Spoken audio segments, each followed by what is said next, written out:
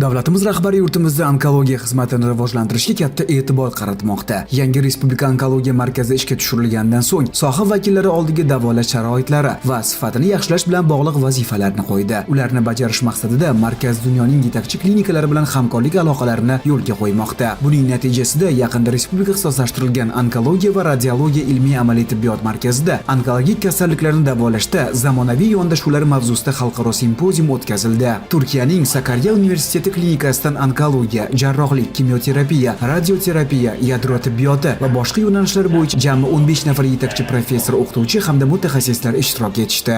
Sayın Şevket Mirziyoyev Bey'e ben saygılarımı iletiyorum. Avvalo janob prezident Shavkat Mirziyoyevga onkologiya xizmatini rivojlantirishni qo'llab-quvvatlayotgani uchun samimiy minnatdorlik bildiraman.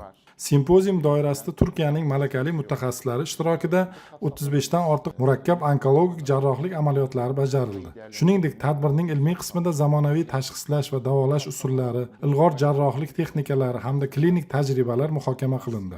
Asosiy maqsadimiz bilim va tajriba almashinuvi orqali bemorlarga ilg'or standartlar darajasida tibbiy xizmat ko'rsatishdir.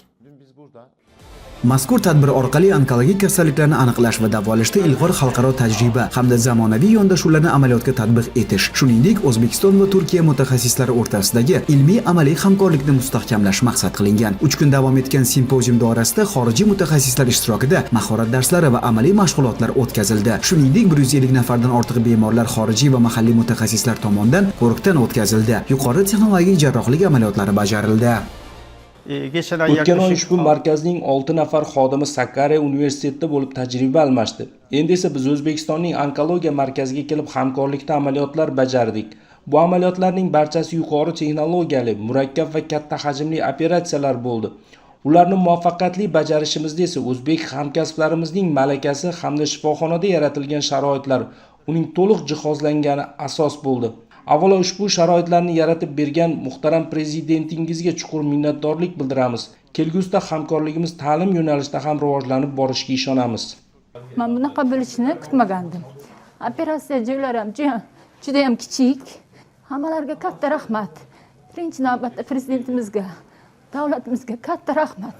Shunday sharoitlarni yaratib berganlar uchun. Bundan tashqari simpoziumning so'nggi kunida onkologiyaning dolzarb masalalariga bag'ishlangan ilmiy ma'ruzalar taqdim etildi. Bu simpoziumda hozir jahondagi eng ilg'or davolash va tashxislash usullariga bag'ishlangan ma'ruzalar o'tkazilmoqda.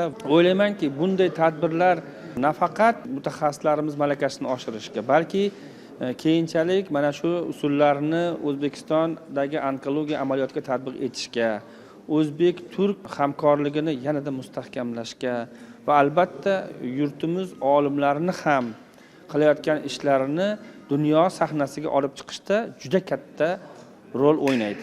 Xalqaro simpozium onkologiya sohasida ilg'or tajribalarni almashish, zamonaviy davolash standartlarini joriy etish, mahalliy mutaxassislar malakasini oshirish hamda aholiga ko'rsatilayotgan tibbiy xizmat sifatini yanada yaxshilashga xizmat qilishi bilan ahamiyatli bo'ldi.